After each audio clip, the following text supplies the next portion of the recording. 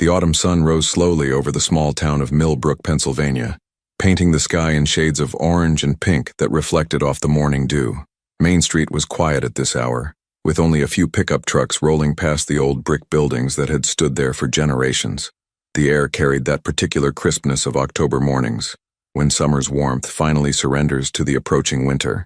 Emily Carter pushed through the back door of Rosie's Diner, her breath forming small clouds in the cool air. At 24 years old, she had the kind of face that showed every emotion, honest brown eyes that crinkled when she smiled, and an expression that made strangers feel comfortable enough to share their troubles. Her dark blonde hair was pulled back in a practical ponytail, and she wore the same uniform she'd worn for 3 years, a pale blue dress with rosies embroidered on the pocket, covered by a white apron that had seen better days. "Morning, Em," called Janet from inside, her voice carrying through the kitchen's serving window. Janet was 53, had worked at Rosie's for 20 years, and knew everything about everyone in Millbrook. "Coffee's fresh," Emily smiled as she tied her apron. "You're a lifesaver, Jan. I overslept again. That's the 3rd time this week, honey. You staying up late studying again?" Emily poured herself a cup of coffee, the steam rising to warm her face. "Just trying to get through that online business course. If I can finish it, maybe I can manage something better than this." She gestured around the diner, immediately feeling guilty. "Not that this is bad. I know what you mean," Janet interrupted kindly, flipping pancakes on the griddle. "You've got dreams bigger than Millbrook. Nothing wrong with that. Your mama would be proud you're trying to better yourself." The mention of her mother brought a familiar ache to Emily's chest. 3 years gone, and the grief still caught her by surprise sometimes. The diner had been her mother's favorite place where they'd shared countless breakfasts before Emily's world had fallen apart. Now she worked here, living paycheck to paycheck in a studio apartment above the hardware store, trying to save enough to maybe, someday, start over somewhere else. 7:15 a.m. Morning rush begins. The diner filled quickly with the breakfast crowd. Tom Wilson, who owned the gas station down the street, took his usual spot at the counter. The Morrison family, parents and 3 kids, squeezed into their favorite booth. Old Mr. Hendricks sat by the window with his newspaper, ordering the same thing he'd ordered every morning for 40 years. 2 eggs over easy, wheat toast, and black coffee. Emily moved between tables with practiced efficiency, her smile genuine despite her exhaustion. She had a gift for remembering orders, for knowing that Mrs. Chen liked extra napkins for her grandchildren, that Deputy Brooks always needed his coffee topped off 3 times, that young Amy Foster was saving up for college and appreciated when Emily accidentally gave her extra hash browns. "Emily, sweetheart," called Mrs. Chen from booth 3. "Could we get some more orange juice?" "Coming right up, Mrs. Chen." The morning passed in its familiar rhythm, the clatter of dishes, the hiss of the griddle, the comfortable murmur of conversation, the smell of bacon and fresh coffee. This was Millbrook, predictable, safe, unchanging. Emily had grown up here, and while part of her longed for something more, another part of her loved the simplicity of knowing everyone, of being known. 10:30 a.m., the discovery. By mid-morning, the rush had slowed to a trickle. Janet went on her break and Emily took the opportunity to handle the trash, one of the less glamorous parts of the job. She grabbed 3 heavy bags from the kitchen and pushed through the back door into the alley behind the diner. The alley wasn't much to look at. Cracked asphalt, a dumpster that had seen better days, the brick walls of the diner on one side, and the old pharmacy on the other. A few weeds pushed through the pavement cracks, stubborn and determined. The October breeze carried the scent of fallen leaves from the maple trees that lined Main Street. Emily hoisted the first bag into the dumpster, then the second. As she lifted the third, she heard something, a small sound, like a whimper or a stifled cough. She froze, listening. There it was again. "Hello?" Emily called out, her voice uncertain. "Is someone there?" Silence. Then from behind the dumpster came the unmistakable sound of rapid breathing, someone trying very hard to be quiet and failing. Emily's heart quickened. She set down the trash bag carefully and moved around the dumpster, not sure what to expect. A stray dog, maybe? A raccoon? But the breathing sounded human, and that worried her more. "I'm not going to hurt you," she said softly, the way you'd speak to a frightened animal. "Are you okay back there?" She peered around the dumpster's edge and her breath caught. A boy sat huddled against the brick wall, his knees pulled up to his chest, his arms wrapped around them. He couldn't have been more than 8 or 9 years old. His clothes, dark pants and what had once been a white button-down shirt, were filthy, covered in dirt and what looked like grass stains. His face was smudged with grime, his dark hair disheveled and sticking up in odd angles. But it was his eyes that caught Emily's attention. Large, dark, and filled with such fear that it made her chest ache. "Oh, honey," Emily breathed, instinctively dropping to a crouch a few feet away, making herself less threatening. "What are you doing out here?" The boy said nothing, just stared at her with those huge, terrified eyes. Emily's mind raced. A child, alone, dirty, hiding behind a dumpster. Nothing about this was right. Her first instinct was to call someone, the authorities, anyone, but something in the boy's expression stopped her. He looked like a cornered animal, ready to bolt if she made the wrong move. "Are you hungry?" she asked gently. The boy's eyes flickered, just for a moment, toward the diner's back door. That tiny movement told Emily everything she needed to know. "Wait here," she said, standing slowly. "Just wait here, okay? I'm going to get you something to eat." She expected him to run, but he didn't move. As Emily backed toward the door, keeping him in sight, she noticed details that didn't quite fit. Despite the dirt, his clothes looked expensive, well-made. There was a watch on his wrist. She couldn't see it clearly, but it caught the light in a way that cheap watches didn't. And his shoes, though scuffed and dirty, were quality leather. 10:35 a.m., an act of compassion. Emily slipped back into the kitchen, her mind spinning. Janet was still on break, probably outside the front having her cigarette. The lunch cook, Ray, wouldn't arrive for another hour. She was alone, and she had to make a decision. She moved quickly, grabbing a clean plate, 2 pancakes, a generous helping of scrambled eggs, 3 strips of bacon, and some fresh fruit from the cooler. She added a large glass of milk and, after a moment's hesitation, wrapped up some cookies that Mrs. Patterson had brought in that morning. Her hands shook slightly as she worked. This wasn't protocol. She should call someone. Deputy Brooks had been in earlier. She could call the sheriff's department. They'd know what to do. But something held her back. The terror in that child's eyes. The way he'd looked at her as if expecting the worst. Emily grabbed a clean dish towel, dampened it with warm water, and loaded everything onto a tray. She glanced around the kitchen one more time, then pushed back out into the alley. The boy was still there, still pressed against the wall, but his eyes tracked her movement with laser focus. "I brought you breakfast," Emily said, kneeling down about 5 feet from him and setting the tray on the ground. "You don't have to tell me anything. You don't have to talk at all. But you need to eat, okay?"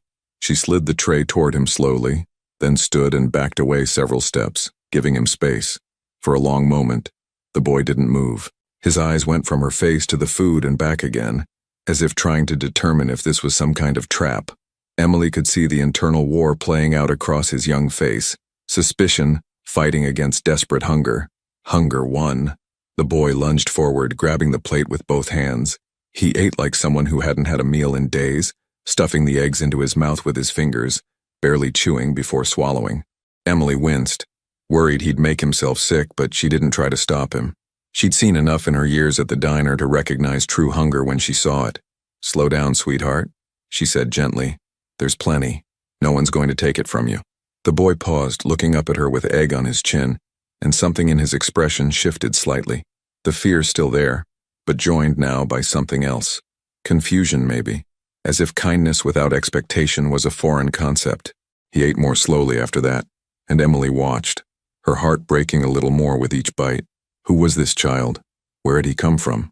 Where were his parents? When he'd finished the food, the boy reached for the milk with trembling hands and drank it all in long gulps. Finally, he set down the empty glass and wiped his mouth with the back of his hand, leaving a clean streak through the dirt on his face. "Thank you," he whispered. His voice was hoarse, barely audible. Emily smiled. "You're welcome. Here." She picked up the damp towel and held it out. "You can clean up a bit if you want." The boy took the towel hesitantly and began wiping his face and hands. As the dirt came away, Emily could see he had good features, a strong nose, defined cheekbones, olive-toned skin that suggested Mediterranean heritage. Italian, maybe, or Greek. "What's your name?" Emily asked softly. The boy's hands stopped moving. His eyes met hers and she saw the calculation there. This child, whoever he was smart enough to know that names meant something, that information could be dangerous. "Mikey," he said finally. "Mikey," Emily repeated, nodding. "That's a good name." I'm Emily. 11. M. Decisions and consequences. Emily, Janet's voice rang out from inside the diner. Where'd you disappear to? Emily's eyes widened. She looked at Mikey, who had gone rigid with fear again, ready to run. Stay here, she told him quickly. I'll be right back, I promise. She didn't wait for his response, just grabbed the tray and rushed back inside. Janet was in the kitchen starting prep work for lunch. Sorry, Jan. The trash bag split and I had to clean up the mess. Janet gave her a skeptical look. You've got leaves in your hair, hun. Emily's hand flew to her head, brushing away the evidence of her time crouching in the alley. Yeah, it was quite a mess. Janet didn't push it, but her eyes were knowing. Well, we've got a party of 6 coming in at 11:30, so shake a leg. Emily nodded and quickly washed the dishes, her mind racing. She couldn't leave Mikey out there. The temperature was supposed to drop this afternoon and rain was forecast for evening, but she also couldn't bring him inside. Janet would have questions, customers would see him, and then what? The authorities would be called, and something told Emily that might be the worst possible outcome. She'd worked at Rosie's long enough to know the schedule by heart. Ray would arrive at noon to start lunch prep. Janet would leave at 2 for her daughter's dentist appointment. If Emily could just keep Mikey hidden until then, she'd have a window to figure out what to do next. During her next break, she snuck back outside with a fleece blanket from her car and a bottle of water. Mikey was still there, sitting exactly where she'd left him, as if he'd been frozen in place by her command to stay. Here, Emily said, wrapping the blanket around his thin shoulders. It's getting cold. Why are you helping me? Mikey asked suddenly.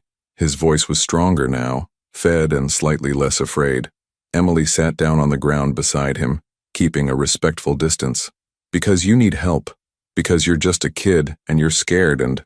She trailed off, thinking of her own childhood, of times when she'd needed help and someone had been there. Because that's what people should do for each other. Mikey studied her face intently, as if memorizing every feature. Most people don't. The sadness in those 4 words hit Emily like a physical blow. What kind of life had this child lived to believe that? Well, I'm not most people, she said firmly. And right now you're safe. Okay? Mikey nodded slowly, pulling the blanket tighter around himself. Mikey, I need to ask you something and you don't have to answer if you don't want to. Emily took a breath. Is someone looking for you? Someone who would be worried that you're missing. The boy's face clouded over with an emotion Emily couldn't quite read. Fear, yes, but also something like guilt or regret. Maybe, he whispered. Do you want to go home? I don't know. His voice cracked slightly. It's complicated. Emily understood complicated. Her whole life had been complicated since her mother passed. The medical bills, the creditors, the daily struggle to keep her head above water. But this was a different kind of complicated, she sensed. This was the kind that a child shouldn't have to deal with. Okay, she said gently. You don't have to decide right now. But Mikey, I work until 6 tonight. When I get off, I'm going to take you somewhere safe and warm and we're going to figure this out together. Can you stay hidden here until then? Yes, Mikey said immediately. I'm good at hiding. Another statement that broke Emily's heart. There's a storage room, Emily said, thinking quickly. Through that door. She pointed to a side entrance she'd almost forgotten about, one that led to a small room where Rosie kept extra supplies. No one uses it much. You could wait in there. There's even an old cot from when Rosie used to work overnight. Would that be better than out here? Mikey's eyes lit up at the prospect of being inside, truly sheltered. Could I? Come on. Emily stood and offered her hand. After a moment's hesitation, Mikey took it. His hand was small and cold in hers, and Emily felt a surge of protective instinct so strong it nearly overwhelmed her. This child, this scared, hungry child who'd somehow ended up behind her diner, she was going to make sure he was okay, whatever it took. 11:45 a.m. Hidden away. The storage room was small but adequate. Boxes of paper napkins lined one wall, industrial-sized containers of cooking oil another. In the corner sat the old cot, exactly as Emily remembered it, with a thin mattress that had seen better days but was clean enough. It's not much, Emily said, pulling the cord on the single overhead bulb. Dim light filled the space. But no one comes in here except maybe once a week to grab supplies. You'll be safe. Mikey looked around the small room as if it were a 5-star hotel. It's perfect, he said quietly. Emily found an old blanket on a shelf, shook it out and laid it over the cot. You should rest. You look exhausted.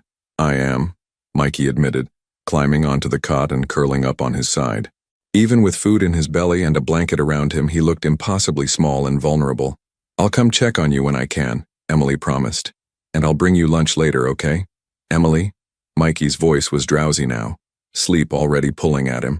"You're really nice." "So are you, kiddo," Emily said softly. She moved toward the door, then paused. "Mikey, if you need anything, if you get scared, there's a bucket here you can knock over. I'll hear it from the kitchen. Don't be afraid to make noise if you need me." But Mikey was already asleep, his breathing evening out into the deep rhythm of exhausted childhood.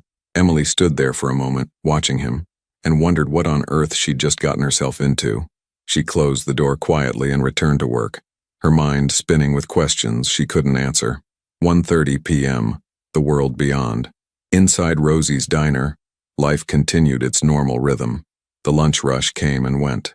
Emily served sandwiches and soup, refilled coffee cups, and made small talk with customers who had no idea that just beyond the kitchen wall, a mysterious child slept in their storage room.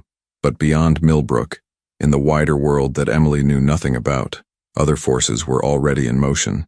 In a city 3 hours away, phones were ringing, people were mobilizing.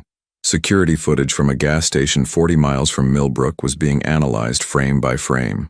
A child had gone missing, not just any child, but one whose absence sent shockwaves through a network of power and influence that most people didn't even know existed.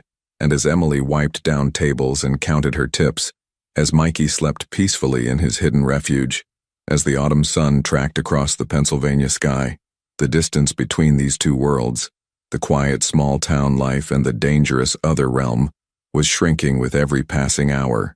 Emily checked on Mikey during her 2 o'clock break, bringing him a sandwich and more water. He ate more slowly this time, with better manners, and she noticed again the contradiction: the expensive watch, the quality of his clothes beneath the dirt, the way he held himself with a certain unconscious dignity even in his desperate circumstances. "Mikey," she said as he ate, "that's a really nice watch." His hand instinctively covered it. Protective. It was a gift. From someone special? He hesitated. "Yeah, someone special." Emily didn't push. She was beginning to understand that this child carried secrets, heavy ones, and she'd learn them when he was ready to share, if he ever was. 5:30 p.m., closing in. As Emily's shift neared its end, she began to feel the weight of what she'd done, what she was doing. She'd harbored a runaway child, if that's what he was. She hadn't reported him to the authorities. She'd made decisions that could have consequences she couldn't predict. But when she checked on Mikey one last time before clocking out, when she saw him sitting on the cot with his blanket wrapped around him, looking at her with eyes that held a glimmer of hope they hadn't held that morning, she knew she couldn't have done anything differently. "Ready to go?" she asked. Mikey nodded, standing up and carefully folding the blanket. "Where are we going?" "My apartment," Emily said. "It's not fancy, but it's warm and safe. We can figure out the rest from there." As they prepared to leave through the back entrance, Emily had no way of knowing that she was already on someone's radar. She didn't know about the black SUVs that had been moving through nearby towns all day. She didn't know about the questions being asked, the security footage being reviewed, the net that was slowly tightening around Millbrook. She didn't know that her simple act of kindness, feeding a hungry child, had already changed the trajectory of her life in ways she couldn't imagine. All she knew was that this child needed help, and she was going to provide it. Tomorrow would bring its own challenges. Tonight she'd get Mikey cleaned up, fed properly, and rested. Tomorrow she'd figure out how to do the right thing without putting him in danger. Emily Carter had no way of knowing that tomorrow, everything would change. The mansion sat on 15 acres of pristine land, surrounded by tall iron gates and walls that spoke of both wealth and paranoia. The estate was located in an affluent suburb outside Pittsburgh, where old money and new power coexisted in an uneasy balance. The house itself was a masterpiece of Italian architecture, cream-colored stone, arched windows, and manicured gardens that looked like they belonged in Tuscany rather than Pennsylvania. Inside, 8-year-old Michael Romano Jr. sat at the long dining table in a room that could seat 20 people. The table was mahogany, probably worth more than most people's cars. Crystal chandeliers hung overhead. Paintings in gilded frames decorated the walls. Real art, the kind that appeared in museums. But Michael Jr. ate his breakfast alone. His father's place at the head of the table sat empty, the chair pushed in, No plate set. This was normal. His father was always busy, always in meetings, always dealing with business matters that Michael Jr. wasn't supposed to ask about. Maria, the housekeeper who'd been with the family for 15 years, set down a plate of eggs and toast. "Eat up, Piccolo," she said gently, using the Italian term of endearment. "You have tutoring in an hour." "Where's Papa?" Michael Jr. asked, though he already knew the answer. "Working, Caro. Always working." Maria's face softened with sympathy. She'd watched this boy grow up essentially alone in this big house, surrounded by security and staff, but starving for something no amount of money could buy: his father's attention. Michael Jr. pushed the eggs around his plate. Through the tall windows, he could see the gardens, the fountain, the high walls that kept the world out, or kept him in. He wasn't sure which anymore. "Maria, do normal kids have bodyguards?" The housekeeper paused in her work, her expression sad. "No, Tesoro. Most children don't." "Then why do I?" It was the question he'd asked 100 times, and Maria gave the answer she always gave. "Your papa wants you safe. That's all." But Michael Jr. was 8 years old, and smart beyond his years. He'd begun to understand that his life wasn't normal, that the armed men who followed him everywhere, the high walls, the security cameras, the way people acted nervous around his father, it all meant something. Something that made his stomach feel tight and strange. He'd overheard conversations he wasn't supposed to hear, words like organization and territory and respect. He'd seen the way people looked at his father, with fear mixed with deference. He'd noticed that they never had normal friends over, that his father never went to parent-teacher conferences, that their life existed in this bubble of wealth and isolation. "Can I go outside today?" he asked. "Just in the garden?" "After tutoring, perhaps, but you know you must stay where Antonio can see you." Antonio was his primary security guard, a mountain of a man who never smiled and always wore a suit despite the weather. Michael Jr. was tired of Antonio, tired of being watched, tired of living in a golden cage. 7:30 a.m., the Romano estate. One day ago, Vincenzo Romano stood in his study, a room of dark wood and leather that smelled of expensive cigars and older money. At 39 years old, he cut an imposing figure, 6 feet tall, broad-shouldered, with dark hair just beginning to show threads of silver at the temples. He had the kind of face that could be called handsome, but was more accurately described as commanding. Sharp features, intense dark eyes, and a jaw that suggested he wasn't accustomed to hearing the word no. He wore a custom-tailored suit that probably cost more than Emily Carter made in 3 months. Everything about him spoke of power, control, and danger carefully contained beneath a veneer of respectability. "The Pittsburgh arrangement needs to be finalized by Friday," he said into his phone, his voice low and steady. "I don't care what obstacles there are, make it happen." Marco Castellano, his second-in-command and closest confidant, sat in one of the leather chairs across from Vincenzo's desk. At 42, Marco had been with the Romano family for 20 years, working his way up from driver to the position he now held. Vincenzo's right hand, his problem solver, his voice of reason when reason was required. Vincenzo ended the call and looked at Marco. "The New York families are getting restless about the expansion." "They always get restless," Marco replied calmly. "They'll fall in line. They always do." "And the shipment arriving next week?" "On schedule. The usual route, the usual contacts. No complications anticipated." They discussed business for another 30 minutes. Legitimate enterprises mixed with less legitimate ones, the kind of empire that Vincenzo's father had built and Vincenzo had inherited at 25 when his father passed. An empire that required constant attention, constant vigilance, constant sacrifice, including, Vincenzo thought with a familiar pang of guilt, the sacrifice of time with his son. "How's Michael?" Marco asked, as if reading his mind. Vincenzo's expression softened almost imperceptibly. "Growing. Smart. Too smart, maybe. He's asking questions? Maria says he's asking about security, about why his life is different from other children's." Marco leaned forward. "He's 8, Vin. Eventually you'll need to tell him something." "Tell him what?" Vincenzo's voice carried an edge of frustration. "That his father runs an organization that most people fear? That the reason he can't have a normal childhood is because there are people who would use him to get to me? That his mother—" He stopped, the words catching in his throat. Michael Jr.'s mother, Isabella, had passed away when the boy was only 3. Complications during what should have been a routine medical procedure, a tragedy that had nearly destroyed Vincenzo. She'd been the light in his dark world, the one person who'd seen past the reputation and the power to the man beneath. Her loss had left a hole in his life that nothing could fill, and his way of coping had been to throw himself deeper into the business, into the empire building, into anything that would distract him from the grief. The unintended consequence was that Michael Jr. had lost not just his mother, but in many ways, his father, too. "The boy needs you," Marco said quietly. "More than he needs security guards or tutors or that big house." "I know," Vincenzo said, and the admission cost him something. "This weekend, I'll clear my schedule. We'll do something together, just the two of us." But Vincenzo Romano would never get the chance to make good on that promise. 2:15 p.m., one day ago, the escape. Michael Jr. sat in the library during his afternoon study period, ostensibly working on mathematics problems. His tutor, Mr. Ray Peterson, had stepped out to take a phone call, and Antonio, his bodyguard, stood outside the library door rather than inside, a small concession to making the boy feel less watched. The library was one of Michael Jr.'s favorite rooms. Floor-to-ceiling bookshelves held thousands of volumes, many of them first editions his grandfather had collected.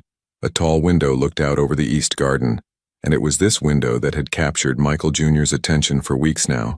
It was old, original to the house, and unlike the other windows throughout the mansion, it didn't have the new security sensors installed. Michael Jr. had noticed this detail 3 months ago, and had been thinking about it ever since. The window opened. He'd tested it during a previous study session, and below it was a rose trellis that looked sturdy enough to climb down. Today, looking at that window, something inside Michael Jr. snapped. He was tired of the walls, tired of the guards, tired of eating meals alone, tired of his father's empty promises of time together that never materialized. He wanted to see what existed beyond the gates, wanted to walk down a street without Antonio hovering 2 steps behind, wanted to be just a normal kid, even if only for a little while. Before he could talk himself out of it, he crossed to the window and opened it. The autumn air rushed in, cool and smelling of freedom. He looked back at the library door, still closed, Mr. Peterson's voice audible from down the hall. Michael Jr. climbed onto the window seat, then carefully maneuvered himself out onto the trellis. His heart pounded so hard he could hear it in his ears. The ground looked much farther away than he'd thought, but he'd already committed. Hand over hand, foot by foot, he descended the trellis, thorns from the roses catching on his good shirt, but not stopping him. When his feet hit solid ground, he felt a rush of exhilaration unlike anything he'd ever experienced. He'd done it. He was outside, unguarded, alone. The estate was large, but Michael Jr. knew every inch of it from his supervised outdoor time. He knew where the cameras were positioned, where the security team patrolled, where the weak points in their coverage existed. He'd never planned to use this knowledge, but apparently some part of him had been preparing for this moment anyway. He ran through the garden, keeping low, his expensive shoes getting muddy in the flower beds. He reached the back wall, where old oak trees grew close enough to provide cover. One of them, his favorite for climbing during supervised play, had a branch that extended over the wall.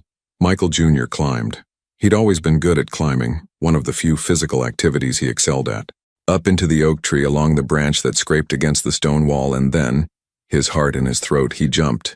He landed hard on the other side, on grass that was public property, not part of the Romano estate. For the first time in his life, he was outside the walls without permission, without supervision, without anyone knowing where he was. Michael Jr. ran. He didn't have a plan beyond this moment. He just knew he needed to run, needed to put distance between himself and the life he was fleeing, even if he didn't fully understand why he needed to flee it. Present day, 10:45 a.m., the Romano estate. Vincenzo sat in his study, the phone pressed to his ear, his other hand clenched into a fist on the desk. His face had gone pale beneath his olive complexion, and when he spoke, his voice was deadly quiet, the kind of quiet that made experienced men nervous. "What do you mean, he's gone?" Antonio stood before the desk, a man who'd faced down dangerous situations without flinching, now looking like he'd rather be anywhere else. "Mr. Romano, we've searched the entire property. He's not here. We believe he left sometime between 2 and 3 o'clock yesterday afternoon." "Yesterday?" Vincenzo's voice could have cut glass. "My son has been missing for over 20 hours, and I'm only hearing about this now. Sir, we hoped we could find him before you had to admit you'd lost track of an 8-year-old child." Vincenzo stood abruptly, his chair rolling back. "An 8-year-old child who was your sole responsibility?" Marco entered the study quickly, reading the tension in the room. Vin, we need to approach this strategically. Strategically? Vincenzo turned on him and Marco saw something in his friend's eyes he'd rarely seen. Fear. Not the calculated wariness that came with their line of work, but genuine, primal fear. My son is missing, Marco. My son. I know, and we're going to find him. But we need to think clearly. Marco's voice was calm, anchoring. Have you checked with the authorities? I called our contact at the police department the moment I was informed, Antonio said. They've issued an alert, but discreetly. No media involvement yet. Good. Marco nodded. We can't afford a media circus. Too many questions about why a child from this address went missing. Vincenzo paced behind his desk, his mind racing. He can't have gone far on foot. A child his age without resources. Sir, Antonio interrupted hesitantly. His room was searched. Some clothes are missing and, he paused. The emergency cash you kept in his nightstand. $500. It's gone. Vincenzo stopped pacing. Michael Jr. had known about that money. Vincenzo had shown it to him months ago, told him it was there in case of emergency, though Vincenzo had never imagined the emergency would be his son running away from him. He planned this, Vincenzo said quietly. This wasn't impulsive. He took supplies, money. He had a destination in mind. Or he's just a smart kid who grabbed what he thought he'd need. Marco countered. Vin, we need to mobilize everyone. Every contact, every resource. Someone has seen him. Vincenzo nodded, his mind shifting into the mode that had made him successful in his business. Strategic, focused, relentless. Contact all our people in the surrounding counties. I want eyes everywhere. Gas stations, bus stations, train stations, diners, hotels. Circulate his photo but keep it quiet. Tell them it's a family matter, that discretion is appreciated. Already being done, Marco said. I've got 20 men on this already. More coming in from Philadelphia and New York. What about security footage? Traffic cameras. We're pulling everything we can access. It takes time, but we'll find something. Vincenzo sat down heavily in his chair, suddenly looking older than his 39 years. Why would he run? What did I... He stopped, but the question hung in the air. What did I do wrong? Maria appeared in the doorway, her eyes red from crying. Mr. Romano, I'm so sorry. If I had known... This isn't your fault, Maria. Vincenzo's voice gentled for her in a way it hadn't for Antonio. Did Michael seem upset? Was he angry about something? Not angry, Maria said carefully. Just sad, lonely. He asked me yesterday morning if normal children had bodyguards. I think he's been feeling the weight of being different. The words hit Vincenzo like a physical blow. His son had run away because he was lonely, because he wanted to be normal, because Vincenzo had been so consumed with building and maintaining his empire that he'd failed to see what his son actually needed. Find him, Vincenzo said, and the words were both a command and a plea. Whatever it takes, find my son. 12:30 p.m., present day, gas station, 40 miles from Millbrook. Tony Salvatore stood in front of the gas station, holding up a photograph of Michael Romano Jr. To the clerk behind the counter. Tony was one of Marco's best men, observant, thorough, and patient, qualities that made him good at this kind of work. Seen this kid? Tony asked. Would have been yesterday afternoon or evening. The clerk, a teenager who looked like he'd rather be anywhere else, glanced at the photo without much interest. Maybe. We get a lot of people through here. This one's important. Tony pulled out a $100 bill and set it on the counter. Worth remembering if you saw him. The teenager's attention sharpened considerably. He picked up the photo, studied it more carefully. Yeah, actually. Yeah, I did see him. Yesterday, maybe around 4 o'clock. He came in, bought some water and chips, paid cash. Did he say anything where he was going? Nah, he was quiet, seemed, nervous. Kept looking over his shoulder. The clerk paused. Is he in trouble or something? Just a family matter. We're trying to bring him home safely. Tony handed over the $100. Did you see which direction he went when he left? That way, I think. The clerk pointed east, toward the highway. Tony thanked him and immediately called Marco. We've got confirmation. Kid was spotted at the Route 30 gas station yesterday afternoon heading east. He's on foot, buying supplies with cash, smart enough to stay away from main roads. Good work. Marco's voice came through the phone. Keep following that trajectory. I'm sending more people to fan out along Route 30. If he's on foot, he can't have made it more than 20, maybe 25 miles by now. After Tony hung up, He stood in the gas station parking lot, looking east. 25 miles. That put potential sightings in a radius that included several small towns, dozens of businesses, hundreds of places a child could hide or find help. But they'd find him. The Romano organization was nothing if not thorough. 2:45 p.m. Present day. Vincenzo's car. Vincenzo sat in the back of his black Mercedes SUV, Marco beside him, as they drove through the small towns along Route 30. They'd been on the road for 2 hours, stopping at every business, every diner, every place where a child on foot might stop. He's resourceful, Marco said, reviewing reports on his tablet, staying off cameras, avoiding main streets. He's his father's son. Vincenzo didn't respond.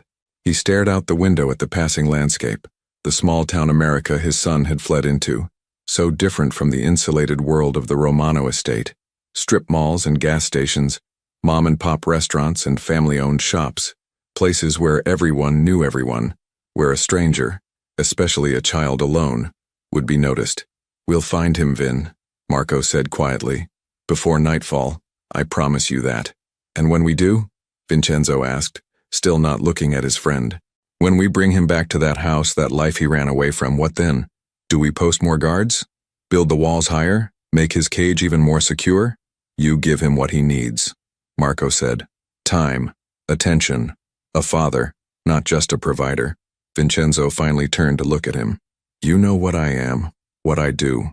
You know why that house needs those walls, why my son needs protection. I can't change that." "No," Marco agreed, "but you can change how much of yourself you give to the business versus how much you give to him. The empire will survive if you delegate more. Your relationship with your son might not survive if you don't." It was a truth Vincenzo had been avoiding for years, and hearing it spoken aloud made it impossible to ignore any longer. His phone buzzed. A text from Tony. "Possible sighting, Millbrook Diner. Following up." "Millbrook," Vincenzo said, leaning forward to tell the driver. "Head to Millbrook, 4:15 p.m. Present day, Emily's apartment." Emily Carter stood in her small studio apartment, staring at her phone. She'd called in sick to work for the first time in over 2 years, and Janet had sounded genuinely concerned, which made Emily feel guilty for lying. But she couldn't go in, not with Mikey, who was currently sitting at her tiny kitchen table, clean for the first time since she'd found him. She'd drawn him a bath, given him some clothes that had belonged to her younger cousin, left behind on a visit months ago, and made him a proper meal. Without the dirt, he looked even younger, more vulnerable, and those dark eyes seemed to see right through her. "I need to ask you some questions," Emily said, sitting down across from him. "And I need honest answers, Mikey, because I want to help you, but I can't do that if I don't understand what's going on." Mikey nodded slowly, his expression guarded. "Why did you run away?" I wanted to be normal." His voice was small. "Just for a little while." "Normal how?" "No guards. No one watching me all the time. No walls." He looked down at his hands. "I wanted to see what it's like to be a regular kid."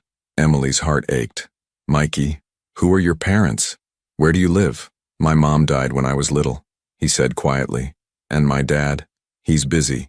He's always busy. But he loves you?" "I think so. Maybe. I don't know." Mikey's eyes were bright with unshed tears. "He doesn't really have time for me." Emily reached across the table and gently took his hand. "Mikey, whatever's going on with your family, however complicated it is, your dad must be worried sick. You've been gone almost a whole day. He probably hasn't even noticed," Mikey said bitterly. "He's probably in some meeting, making some deal, too busy to—" He stopped abruptly as if he'd said too much. Emily studied his face. The expensive watch, which she'd noticed was a Rolex, not a knockoff, the quality of his original clothes, the way he spoke, the guard he'd mentioned, the walls. Pieces were clicking together, forming a picture she didn't like. "Mikey, is he someone important?" The boy's silence was answer enough. Emily stood, walked to the window, looked out at the quiet street below. Her simple life, her small-town existence, her modest dreams of someday managing a better restaurant, all of it suddenly felt very fragile. "I think," she said slowly, "we need to figure out how to get you home safely. I don't want to go back. I know, sweetie, but staying with me isn't a real solution. Eventually, someone's going to come looking and—" She stopped. Through the window, she'd seen something that made her blood run cold. A black SUV moving slowly down her street, clearly searching for something, or someone. Mikey, she said, her voice urgent. Come away from the window. Now. Emily woke to the sound of movement in her small kitchen. For a brief, disoriented moment, she forgot about yesterday, forgot about the boy she'd brought home. Then reality crashed back, and she sat up quickly on the narrow couch where she'd spent an uncomfortable night, having given Mikey her bed. The apartment was barely 400 square feet, a studio with a kitchenette, a tiny bathroom, and a sleeping area that could charitably be called cozy. Morning light filtered through the thin curtains, illuminating dust motes in the air and the worn carpet that had seen better decades. Mikey stood at the counter, still wearing the oversized t-shirt and sweatpants Emily had given him. He'd drawn something on a piece of paper. She could see colorful markers spread across the counter, borrowed from the small craft supplies she kept for the occasional greeting card. Good morning, Emily said softly, not wanting to startle him. Mikey turned, and Emily was struck by how different he looked after a night of rest, a proper bath, and a full stomach. The haunted look hadn't completely left his eyes, but there was more light there now, more of what an 8-year-old should have. I made you something, he said, holding up the paper shyly. Emily crossed the small space and took the drawing. It showed 2 figures, one tall with long hair, one small, standing in front of what appeared to be a building with a sign. The diner, Emily realized. Above them, Mikey had drawn a sun with an exaggerated smile and the words, "Thank you, Emily," in careful, precise handwriting. This is beautiful, Mikey, Emily said, her throat tight with emotion. Can I keep it? He nodded enthusiastically. I like drawing. My tutor says I'm good at it. Your tutor? Emily filed away this detail. Private tutors suggested wealth, privilege, more pieces of the puzzle she was trying to solve. I don't go to regular school, Mikey explained, settling onto the small couch. Mr. Peterson comes to the house to teach me. Math, history, science, all of it. Do you like that? Learning at home? Mikey shrugged, a gesture that seemed too world-weary for a child. It's okay, I don't have to deal with other kids, but... He paused. Sometimes I wonder what it would be like to go to a real school, to have friends. Emily sat beside him, careful to maintain a respectful distance. You don't have friends?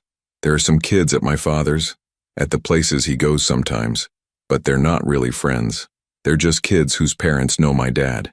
Mikey picked at a loose thread on the couch cushion. It's not the same. Before Emily could respond, her phone buzzed. A text from Janet. Hope you're feeling better.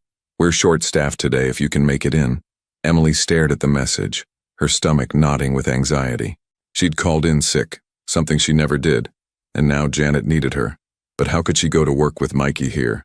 She couldn't leave him alone, and she certainly couldn't take him to the diner where everyone would see him. Ask questions. I need to make a phone call, Emily told Mikey. Stay here, okay? Don't answer the door for anyone. She stepped into the bathroom, the only space that offered any privacy, and called her friend Rebecca, one of the few people in Millbrook she truly trusted. Everything okay? Rebecca's voice was thick with sleep. I need a huge favor and I can't explain why right now. Can you trust me? There was a pause. Rebecca had been Emily's best friend since high school, had held her hand through her mother's illness, had helped her move into this tiny apartment. If anyone would help without demanding explanations, it was Rebecca. What do you need? Can you cover for me? Tell Janet I'm really sick, that you talked to me and I sound terrible. Buy me one more day? Emily, what's going on? I promise I'll explain everything soon, but right now I just need time to figure something out. Please, Becca. Okay, Rebecca said slowly. Okay, I'll cover for you, but you owe me the full story. I know. Thank you. I love you. Emily ended the call and leaned against the bathroom sink, studying her reflection in the spotted mirror. She looked exhausted, dark circles under her eyes, her hair a mess. What was she doing? Harboring a runaway child, lying to her boss, hiding secrets she didn't fully understand. But when she returned to the main room and saw Mikey sitting on her couch, small and vulnerable and trusting her completely, she knew she couldn't have made any other choice. 8:15 a.m., the Romano organization, Mobile Command. Marco Castellano sat in the back of a surveillance van parked 3 blocks from Rosie's diner, surrounded by monitors, computers, and communications equipment. 2 of his best technical people worked the systems, pulling up security camera feeds, running facial recognition software, coordinating with the teams on the ground. We've confirmed the boy was at the diner yesterday morning, Marco said into his phone, updating Vincenzo. Multiple witnesses saw a waitress, Emily Carter, 24, been working there 3 years, acting unusual, protective of the storage room, left work early. She called in sick today for the first time in over 2 years. Where does she live? Vincenzo's voice was tightly controlled, the voice of a man barely containing his fear and frustration. Apartment above the hardware store on Main Street. We've had eyes on it since last night. No movement yet, curtains drawn. I want to go in.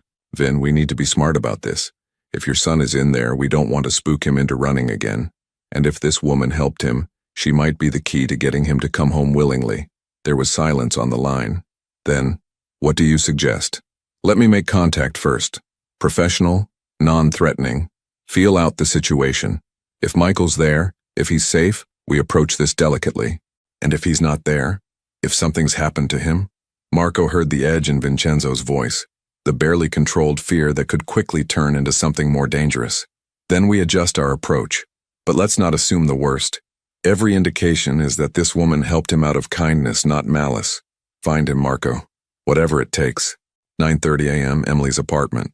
Emily had made breakfast, scrambled eggs, toast, orange juice, and watched Mikey eat with an appetite that suggested he was finally beginning to feel safe. They'd talked about small things, his favorite books, the movies he liked, the subjects he found interesting. Mikey was articulate and bright, with a curiosity about the world that his isolated upbringing hadn't managed to suppress. Emily, Mikey said, pushing his empty plate away. Can I ask you something? Of course. Why are you helping me? You don't even know me. Emily considered the question carefully. When I was your age, my mom got really sick. We didn't have much money, and things were scary. But people in this town helped us, brought us meals, helped with bills, just showed up. They taught me that sometimes helping someone isn't about what you get back. It's just about doing what's right. Not everyone thinks that way, Mikey said quietly. No, they don't, but enough people do. Enough people are good. Mikey looked at her with those dark, too wise eyes.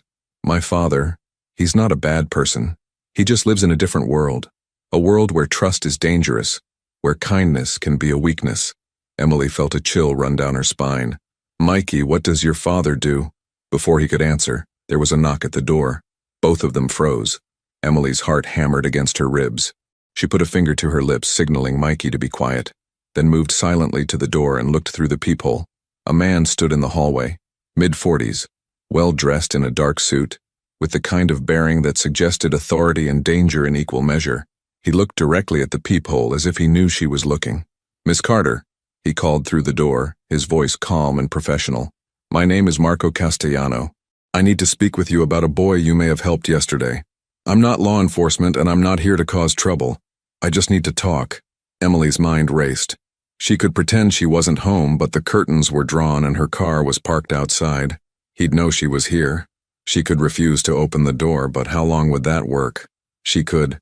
Emily, Mikey whispered behind her. That's Marco. He works for my father.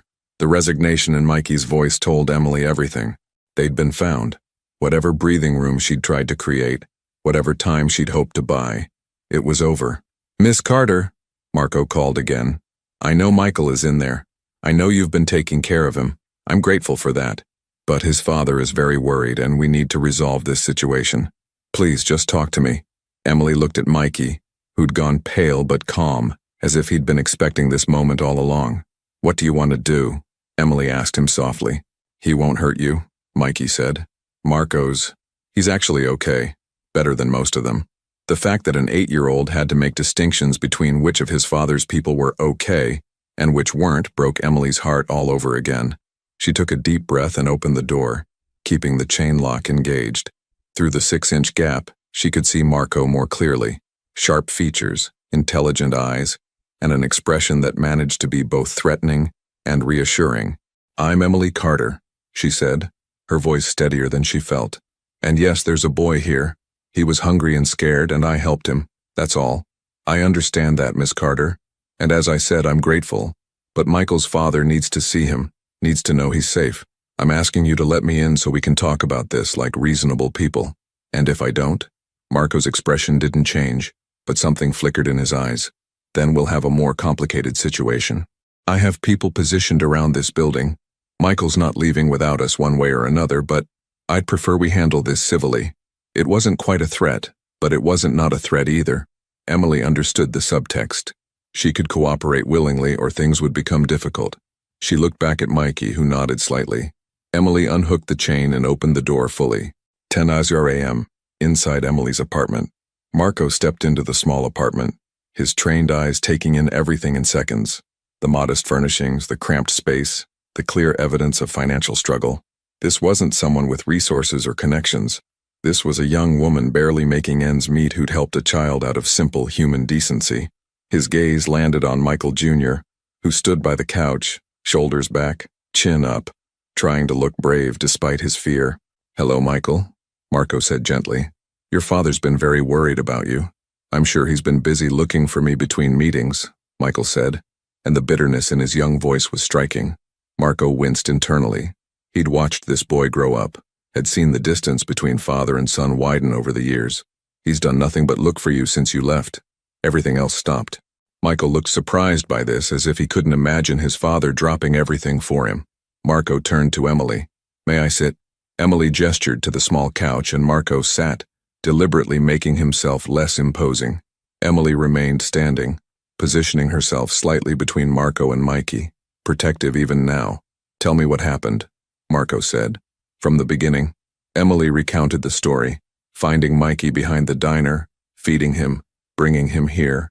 As she spoke, Marco listened carefully, not just to her words but to her tone, her body language.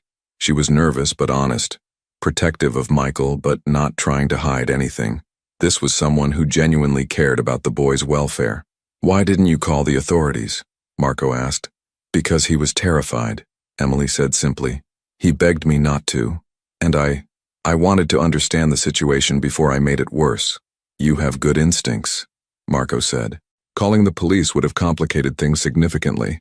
He didn't elaborate on why, but the implication hung in the air. "Mr. Castellano," Emily said carefully. "Mikey mentioned guards, walls, tutors at home. He said his life isn't normal. What exactly is he going back to?" It was a fair question, and Marco respected her for asking it. "Michael comes from a complicated family. His father is a businessman with interests that require security measures. It's not an ideal childhood, but it's necessary for his safety." "Safe from what?" Marco met her eyes. "From people who might want to use a child to gain leverage over his father. From a world that can be dangerous when you have what the Romano family has." Emily absorbed this information, pieces clicking together. The Romano family. I've heard that name before. In the news, maybe. "Possibly," Marco said neutrally. "Vincenzo Romano is a prominent businessman in Pittsburgh." Emily wasn't naive. The way Marco spoke, the security measures, the reason Mikey had run away, it all pointed to something beyond legitimate business. But she also understood that some things were better left unspoken. "Is Mikey's father a good man?" Emily asked quietly. Marco considered the question. "He's a man who loves his son very much but has made mistakes in how he's shown that love. He's built an empire to provide security and opportunity, but in doing so, he's created a cage. He knows this now. Finding Michael missing, it's changed him." Mikey spoke up from behind Emily. "Is Papa angry?" "He's worried," Marco said honestly, "and probably a little angry at himself, not at you. He wants to see you, Michael. He wants to bring you home." "And then what?" Mikey's voice was small. "Everything goes back to how it was?" Marco leaned forward, his expression sincere. "I can't promise everything will change overnight, but I can promise that your father heard you. Running away, it got his attention in a way nothing else could have. He knows something needs to be different." Emily felt the weight of the decision pressing down on her. She couldn't keep Mikey here indefinitely. She knew that. Eventually, his father would find them, and the longer she delayed, the worse her situation might become. But she also couldn't send this child back to a life that had made him so desperate he'd run away. "Can I talk to Mikey alone for a minute?" Emily asked. Marco nodded and stood, stepping toward the door. "I'll be right outside, take your time." When he'd left, Emily knelt down so she was eye level with Mikey. "What do you want to do? This is your choice." "Is it though?" Mikey said sadly. "I'm 8 years old. I don't really have choices. You have this one. If you want to stay longer, if you need more time, I'll find a way to make that happen." Mikey looked at her with such gratitude, it nearly broke her heart. "You'd really do that? Even though it might get you in trouble?" "I would, but Mikey, I think maybe your dad needs to hear from you how you feel. Maybe he can't change everything, but maybe he can change some things, and you won't know unless you give him the chance." Mikey was quiet for a long moment, thinking. Finally, he said, "Will you come with me? When I see my father? I'm scared to face him alone. If they'll let me, yes. Absolutely yes." Mikey nodded slowly. "Okay, I'll go back. But only if you're there too." Emily hugged him. This brave, lonely little boy who'd stumbled into her life and changed it forever. Then she stood and opened the door. Marco was waiting, phone in hand. "We've reached a decision?" he asked. "Mikey will go with you," Emily said. "But I'm coming too. He wants me there when he sees his father." Marco's eyebrows rose slightly. "Miss Carter, I don't think you understand what you're asking. This is a private family matter." "I understand perfectly," Emily interrupted, surprising herself with her firmness. "But Mikey asked me to come, and I'm not sending him off with strangers alone, so either I come, or we wait here until someone explains to me exactly why I can't." A small smile played at the corner of Marco's mouth. This young woman had more courage than sense, but he admired her protective instinct.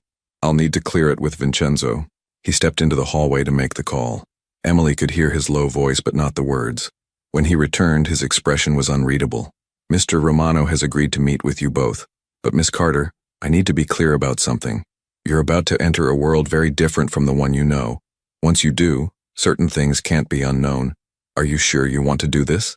Emily looked at Mikey, who was watching her with hope in his eyes, and made her decision. "I'm sure." 4:30 a.m. The drive. They traveled in a black SUV with tinted windows. Emily in the back seat with Mikey, Marco up front beside the driver. The vehicle was luxurious, all leather and technology, worth more than Emily had made in the past 3 years combined. As they left Millbrook behind, Emily watched her small town disappear in the side mirror and wondered if she'd ever see it the same way again. She'd crossed a threshold, stepped into something bigger and more dangerous than her quiet life had prepared her for. Mikey sat close to her, not quite touching but near enough that she could feel his nervous energy. Emily reached over and took his hand, giving it a reassuring squeeze. "It's going to be okay," she whispered. "Promise?" Mikey whispered back. Emily couldn't promise that. She had no idea what waited for them at the Romano estate, but she squeezed his hand again and hoped her presence alone might be enough to see him through whatever came next. Through the window, she watched Pennsylvania countryside roll past, autumn colors brilliant against a perfect blue sky. It was a beautiful day, the kind that usually made her grateful to be alive. Today, it just made her aware of how fragile her peace had always been, how quickly everything could change. Marco's phone rang. He answered quietly, listened, then glanced back at Emily with an expression she couldn't read. "We'll be there in 20 minutes, he said. "Mr. Romano is waiting." Emily's heart rate increased. In 20 minutes, she'd come face to face with Vincenzo Romano, a man whose name carried weight and danger, whose son had been so desperate to escape his world that he'd risked everything for a taste of freedom. In 20 minutes, her simple act of kindness behind a diner would lead to consequences she couldn't yet imagine. Beside her, Mikey gripped her hand tighter, and Emily realized with a sudden clarity, whatever happened next, whatever price she might pay for helping this child, she'd do it all again in a heartbeat. Some things were worth the risk. Some moments of humanity mattered more than safety. Emily Carter was about to discover just how high the price of kindness could be. 11:50 a.m. Approaching the Romano estate, the SUV turned off the main road onto a private drive lined with ancient oak trees, their branches forming a canopy overhead that filtered the autumn sunlight into golden patterns. Emily's breath caught as the estate came into view, a sprawling mansion of cream-colored stone that looked like it had been transplanted directly from the Italian countryside. Manicured gardens stretched in every direction, fountains sparkled in the distance, and the sheer scale of wealth on display made her small-town life feel impossibly distant. "Wow," Mikey whispered, and Emily realized this was the first time he'd seen his home from this perspective, as an outsider might see it with fresh eyes unclouded by familiarity. The iron gates opened automatically as they approached, and Emily noticed the security cameras, the subtle but unmistakable presence of guards positioned at strategic points. This wasn't just a home. It was a fortress disguised as paradise. Marco glanced back at them. "Mr. Romano is in his study. Michael, your father is very eager to see you." Mikey's hand tightened in Emily's grip. "Is he angry?" "He's relieved," Marco said carefully. "Everything else, you'll work through together." The SUV pulled up to the main entrance where wide stone steps led to massive wooden doors. A woman in her 60s stood waiting, gray hair pulled into a neat bun, wearing a simple black dress and an expression of profound relief. "Maria," Mikey said softly. The moment the vehicle stopped, Maria rushed down the steps. Marco opened the door and Mikey practically fell into her arms. The woman held him tightly, speaking in rapid Italian, her voice breaking with emotion. Emily didn't need to understand the words to recognize the love there. This woman had clearly helped raise Mikey, had been terrified for him, was grateful beyond measure to have him back. Emily stepped out of the SUV, feeling acutely out of place in her simple jeans and work shirt, surrounded by luxury she could barely comprehend. Maria looked up from Mikey and met Emily's eyes, and something passed between them, one caretaker to another, recognition of shared concern for this child. "You must be Emily," Maria said in accented English. "Thank you. Thank you for keeping him safe." "I did what anyone would do," Emily said quietly. "No," Maria said firmly. "Most people would not. You risked much for a stranger's child. This is no small thing." Marco gestured toward the entrance. "We should go inside. Mr. Romano is waiting, and we shouldn't delay this any longer." 1 p.m., inside the Romano estate. The interior of the mansion matched the exterior's grandeur: marble floors, crystal chandeliers, artwork that Emily suspected might be original pieces by masters whose names she'd recognize. Their footsteps echoed as they walked through halls that seemed designed to intimidate, to remind visitors of the power and wealth concentrated here. Mikey walked beside Emily now, Maria on his other side. Marco led them through the house to a set of dark wooden doors. He knocked twice, then opened them without waiting for a response. "Mr. Romano." "They're here." The study was a room of dark wood and leather, bookshelves lining the walls, a massive desk dominating the space. Behind that desk stood Vincenzo Romano. Emily's first impression was of controlled intensity. He was tall, broad-shouldered, wearing an expensive suit that emphasized rather than softened his commanding presence. Dark hair showed threads of silver at the temples. His face was handsome in a sharp, angular way, but it was his eyes that captured Emily's attention. Dark, intelligent, and at this moment filled with such raw emotion that it was almost painful to witness. Those eyes found his son, and everything else in the room seemed to disappear. "Michael," Vincenzo said, his voice rough. For a long moment, father and son just stared at each other across the study. Then Mikey let go of Emily's hand and walked slowly toward his father, each step tentative as if crossing a great distance. Vincenzo came around the desk and dropped to one knee, bringing himself to his son's level.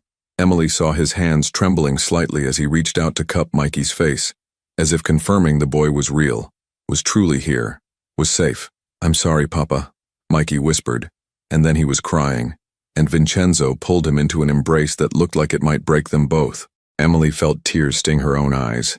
Whatever else Vincenzo Romano might be, whatever shadows existed in his world, the love for his son was absolutely genuine. She watched this powerful man hold his child and understood that fear and relief in equal measure, the terror of almost losing what mattered most, the overwhelming gratitude of a second chance. Maria touched Emily's arm gently, guiding her toward a chair against the wall. "Give them a moment," she whispered. Emily sat, feeling like an intruder on this private reunion. Marco stood by the door, his expression carefully neutral, but Emily saw the slight relaxation in his shoulders, relief that this moment had come without complications. Vincenzo spoke to his son in Italian, his voice low and intense. Mikey responded in the same language, and though Emily couldn't understand the words, she could hear the emotion: explanation, apology, reconciliation. This conversation had been years in the making, and it was happening now because a lonely child had gotten desperate enough to run. Finally, Vincenzo pulled back and wiped tears from his son's face. "In English now," he said gently. "We have a guest who deserves to be part of this conversation." He stood, keeping one hand on Mikey's shoulder, and turned his full attention to Emily for the first time. The intensity of his gaze was almost physical. Emily felt exposed, evaluated, measured in an instant by eyes that had clearly learned to assess people quickly and accurately. She forced herself to meet that gaze steadily, refusing to be intimidated despite the fear racing through her veins. "Miss Carter," Vincenzo said, moving closer, "I owe you a debt I can never adequately repay. You protected my son when he was vulnerable. You showed him kindness when he needed it most. Thank you." The words were sincere, but Emily heard the question beneath them. "Who are you and why did you do this?" I'm just a waitress from Millbrook, Emily said, her voice steadier than she felt. And I helped him because he was a scared, hungry child. I didn't need to know anything else. But now you know more, Vincenzo said quietly. You know who we are, where we live. You've seen things that most people outside this world never see. It wasn't quite a threat, but Emily understood the weight of what he was saying. She'd crossed into territory that came with obligations, with risks she hadn't fully considered. Mr. Romano, Emily said carefully, I don't want anything from you. I don't want money or favors or anything else. I just wanted to make sure Mikey was okay, that's all. That's all, Vincenzo repeated, and something flickered in his expression. Surprise, perhaps, or reassessment. You understand that most people in your position would see an opportunity here? A chance for financial gain or leverage? I'm not most people, Emily said, echoing what she'd told Mikey yesterday. And your son isn't an opportunity. He's a child who deserved help. Mikey had been watching this exchange carefully. Now he spoke up. Papa, Emily is good. She took care of me. She made me feel safe. She gave me her own bed and slept on the couch. She didn't have to do any of that. Vincenzo looked down at his son, then back at Emily, and she saw him processing this information, adjusting his understanding of her motivations. In his world, people always wanted something. The concept of help without expectations seemed foreign to him. Why did you call in sick to work today? Marco asked from his position by the door. Why hide Michael instead of contacting authorities? Emily turned to face him. Because he was terrified. Because calling the police felt like a betrayal of his trust. I was going to figure out the right way to help him, the way that wouldn't make things worse for him, even though hiding him was risky for you, Vincenzo observed. Yes. Why would you take that risk? Emily met his eyes steadily. Because some things matter more than safety. Because when a child needs help, you help them. That's not complicated, Mr. Romano. That's just being human. The room fell silent. Maria had tears in her eyes. Marco looked thoughtful, and Vincenzo Romano stared at Emily Carter as if she were a puzzle he couldn't quite solve, a creature from a different world operating by rules that didn't exist in his experience. 12:30 p.m. Difficult questions. Vincenzo moved to the leather couch near the fireplace and gestured for Emily and Mikey to sit.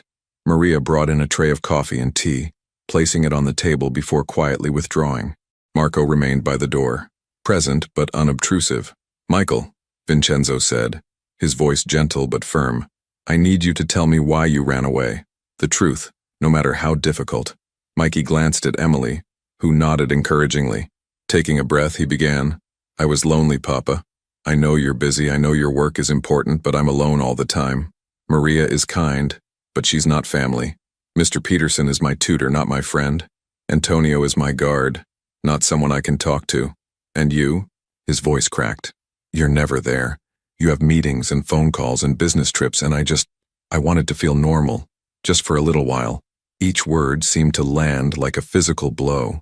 Vincenzo's expression remained controlled, but Emily saw the pain there, the guilt, the recognition of truths he'd been avoiding. I thought I was protecting you, Vincenzo said quietly. The walls, the security, the controlled environment, it was all to keep you safe from a world that can be dangerous. But it's not living, Mikey said. It's just existing in a cage, even if it's a nice cage. You're right. The admission seemed to cost Vincenzo something. You're absolutely right, and I've been wrong. I've been so focused on keeping you safe that I forgot you also need to be happy. I don't need much, Mikey said quickly. I don't need a different house or different things. I just need you, Papa. I need you to be there, to talk to me, to know what I'm thinking about and dreaming about. I need a father, not just a provider. Vincenzo reached out and pulled his son close again. You have one. I promise you have one. I've been absent, but I'm here now and things are going to change. Emily watched this exchange, her heart aching for both of them. She thought of her own childhood before her mother got sick. Simple but filled with presence, with connection, with love that showed up in daily small moments rather than grand gestures or material things. All the wealth in this mansion couldn't replace what Mikey actually needed. Vincenzo turned his attention back to Emily. You gave him something in one day that I failed to give him in months. You made him feel seen, valued, safe. How did you know what he needed? I listened to him, Emily said simply. I asked him questions and actually heard his answers. I treated him like a person, not a problem to be managed or a possession to be protected. The criticism was implicit but clear, and Emily half expected anger. Instead, Vincenzo nodded slowly, accepting the truth of it. In my world, he said carefully, trust is a liability. Openness is weakness. I've spent 20 years building walls. Around my business, around my home, around myself. Those walls kept dangers out, but they also kept connection out. I taught my son to be isolated without meaning to. It's not too late to change that, Emily said. He's 8 years old, he still wants his father's attention. In a few years, if things don't change, he might stop wanting it. This is your chance. You speak very directly for someone in an unfamiliar situation, Marco observed from the door. Emily turned to him. What's the point of anything else? Mr. Romano asked me a question and I answered honestly. If he wanted platitudes, he wouldn't have brought me here. A small smile played at Vincenzo's lips, the first hint of lightness in his expression since they'd arrived. You're right. I appreciate honesty, even when it's uncomfortable.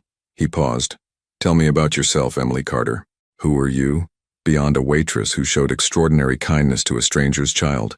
Emily felt uncomfortable under this scrutiny but forced herself to answer. I grew up in Millbrook. My mom raised me alone. My father left when I was young. She worked 3 jobs to support us, taught me about helping people, about community. She got sick when I was 20, and we spent the next year fighting an illness we couldn't afford to fight. She died 3 years ago, leaving me with medical debt and an understanding that life is fragile and precious. I'm sorry, Vincenzo said, and the sympathy in his voice sounded genuine. Losing a parent is, he glanced at his son, it changes everything. It does, Emily agreed.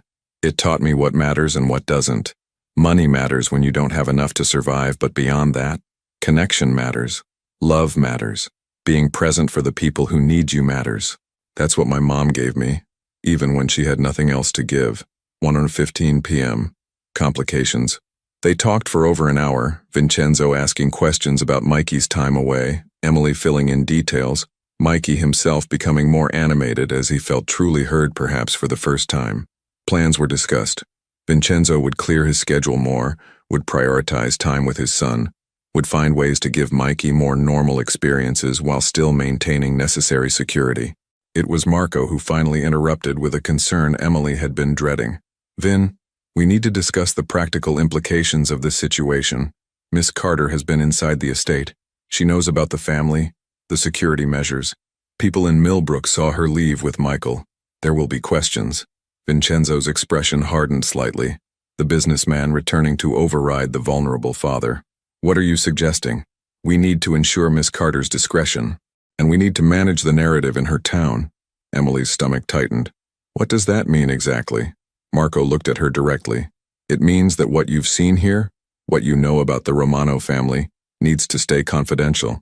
And it means we need a story for Millbrook that explains your absence and Michael's presence without raising uncomfortable questions. You want me to lie, Emily said flatly. I want you to be careful, Marco corrected, for your own safety as much as ours. The Romano name attracts attention, not all of it friendly. If word spreads that you have a connection to this family, it could make you a target for people who would use that connection for their own purposes. He's right, Vincenzo said, and Emily heard the weight in his voice. This is the price of crossing into our world, Emily. It comes with complications and risks you didn't ask for, but now have to manage. So what are you asking me to do? Go home, Vincenzo said. Resume your life. Tell people that you helped a lost child find his family and that's the end of the story.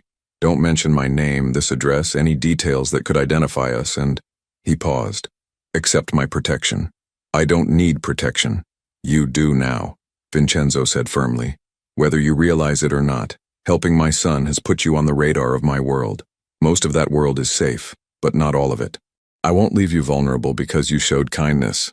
Emily wanted to argue, wanted to insist she could take care of herself, but the serious expressions around the room told her this wasn't negotiable.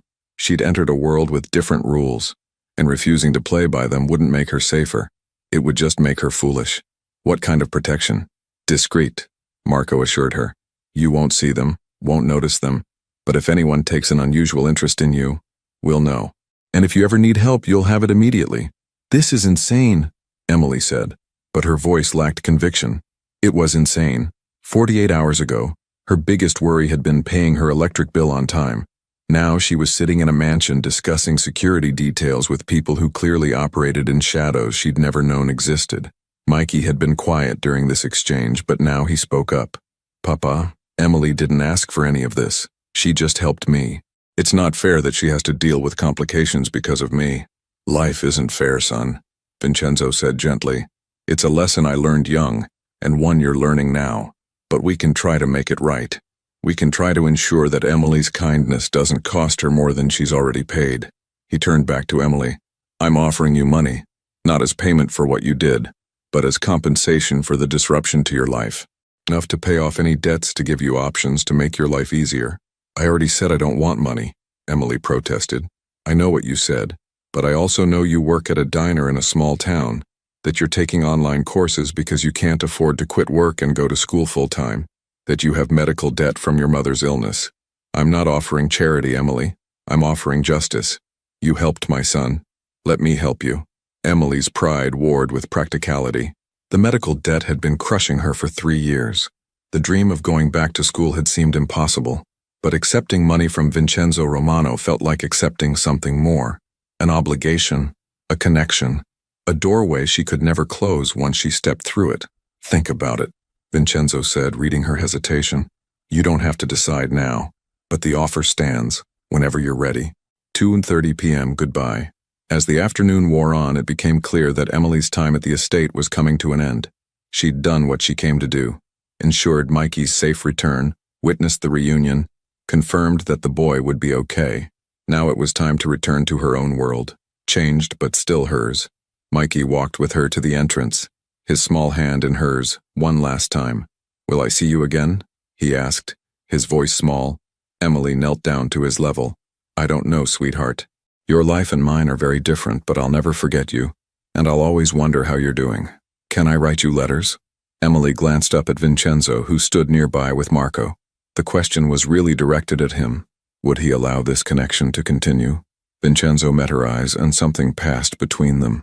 Mutual recognition of what Mikey needed, what was right despite complications. Yes, Vincenzo said. You can write letters. Maria will make sure they reach Emily. Mikey hugged her tightly. Thank you for everything. Thank you for being nice to me when you didn't have to be. You made it easy, Emily said, her voice thick with emotion. You're a special kid, Mikey. Don't let anyone tell you different. She stood and Vincenzo approached. He extended his hand and Emily took it, surprised by the warmth of his grip. This isn't goodbye, Vincenzo said. You're part of our story now, Emily Carter. That comes with responsibilities, but it also comes with support. If you ever need anything at all, you call Marco directly. He handed her a card with a single phone number printed on it. Day or night, no matter what. I know you don't, Vincenzo interrupted gently, but that's the offer nonetheless. You saved what matters most to me. That's not a debt I'll ever consider paid. Emily pocketed the card, not knowing if she'd ever use it, but understanding the gesture for what it was. A lifeline, a connection, a promise. Marco drove her back to Millbrook himself, the journey passing in contemplative silence. Emily watched the landscape change from wealthy suburbs to rural countryside, to her familiar small town, each mile marking a return to the life she knew, but would never quite see the same way again. As they pulled up to her apartment, Marco turned to face her. For what it's worth, Miss Carter, what you did was remarkable. Not many people would have made the choices you made, and even fewer would have handled the situation with as much grace. Vincenzo is right. You're part of our story now. Try not to worry too much about what that means. That's easy for you to say, Emily replied. This is your normal. This is my insane. Marco smiled slightly. Give it time. Normal and insane are more fluid concepts than you might think.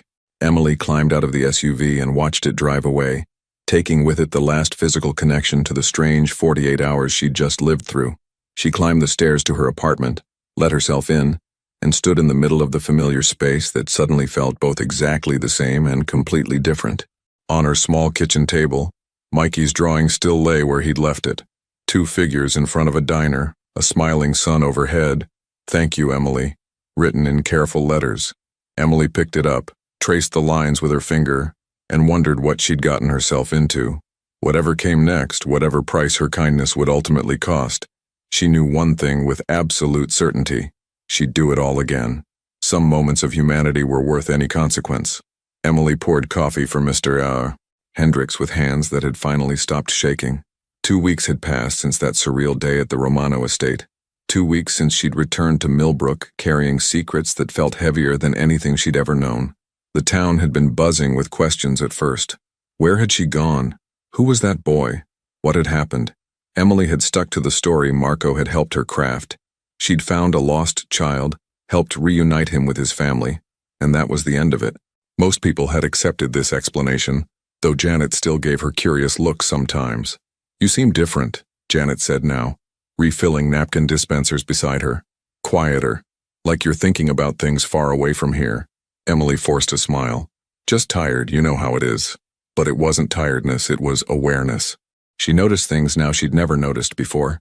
The car that seemed to be parked on Main Street more often than coincidence would explain, always with someone sitting inside. The way certain customers at the diner paid more attention to her than their meals warranted. Vincenzo's promised protection, invisible but present. At night, alone in her apartment, she'd sometimes take out the card he'd given her, running her thumb over the embossed numbers. She'd received 2 letters from Mikey so far, delivered by mail with no return address. He wrote about his father spending more time with him, about actually having conversations at dinner, about feeling less alone. The letters made her smile and ache simultaneously, glad that something good had come from all this. Uncertain what her role in their story was meant to be going forward, the man walked into Rosie's diner on a Tuesday afternoon, during the quiet lull between lunch and dinner. Emily noticed him immediately.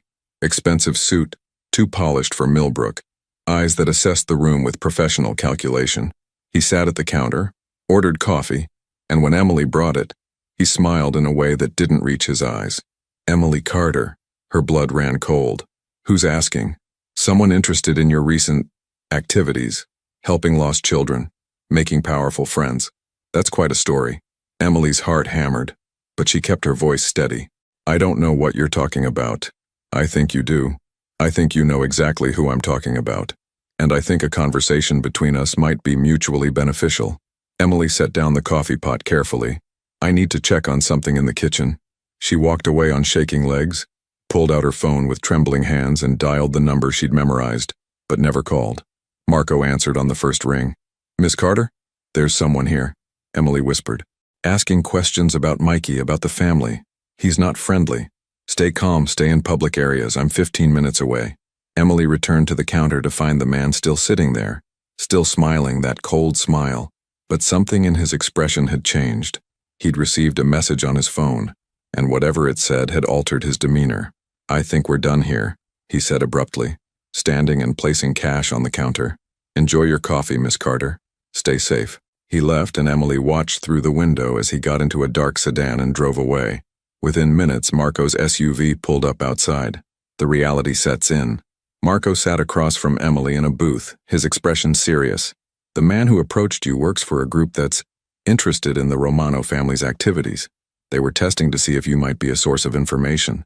But I don't know anything." "You know enough. You've been inside the estate. You have a connection to Michael. In our world, that makes you potentially valuable or potentially vulnerable." Emily felt the walls closing in. "This is what you meant about complications, isn't it? This is the price." "Yes," Marco said honestly. "But it's also why we're here. Why you're protected. This man won't approach you again, we've made that very clear. But Emily, you need to understand. Your life has changed. The question now is whether you accept that change or fight against it." Emily looked out the window at Millbrook's Main Street. The same view she'd seen thousands of times now filtered through new understanding. She'd helped a child, and in doing so, had stepped into a world where kindness came with consequences, where good intentions intersected with dangerous realities. That night she wrote a letter to Mikey, telling him she was okay, that he shouldn't worry. She didn't mention the man at the diner or the fear that had wrapped around her heart.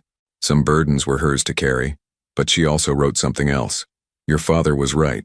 Helping you changed my life in ways I'm still understanding. But Mikey, I want you to know that I'd do it again. Every single time. Some things are worth the cost." 6 months later, an unexpected visit. The black SUV pulled up to Rosie's diner on a spring morning, and Emily's heart skipped when she saw who emerged. Vincenzo Romano, with Mikey beside him. Father and son walked into the diner together, and Emily saw immediately how much had changed. Vincenzo's hand rested on Mikey's shoulder with easy affection. The boy looked happier, lighter, more like a child should look. "Emily," Mikey ran to her, and she caught him in a hug. "What are you doing here?" "Papa brought me," Mikey said proudly. "We're on a road trip, just the two of us, and I asked if we could stop to see you." Vincenzo approached, and his slight smile was genuine. "My son wanted to show you that things are different now. Better. I thought he deserved that." Emily served them breakfast, pancakes for Mikey, coffee for Vincenzo, and listened as the boy chattered about school he was attending now with appropriate security, about friends he'd made, about weekend trips with his father. As they prepared to leave, Vincenzo handed Emily an envelope. "Don't argue," he said quietly. "Just accept it. Consider it an investment in someone who proved that goodness still exists in the world." After they'd driven away, Emily opened the envelope. Inside was a check, enough to pay off all her debts, to finish school, to start over if she wanted to, and a note in Vincenzo's precise handwriting. "Thank you for teaching my son, and me, what really matters. VR." Emily stood in the parking lot, tears streaming down her face, understanding finally the full weight of what had happened. She'd fed a hungry boy behind a diner, not knowing he was a mafia boss's son. That simple act had cost her peace of mind, had complicated her life, had exposed her to dangers she'd never imagined. But it had also restored a father to his son, had proven that kindness mattered even in the darkest corners of the world, had shown her that humanity could bridge any divide. The price of kindness had been high. But looking at the check in her hands and remembering Mikey's smile, Emily knew with absolute certainty it had been worth every penny.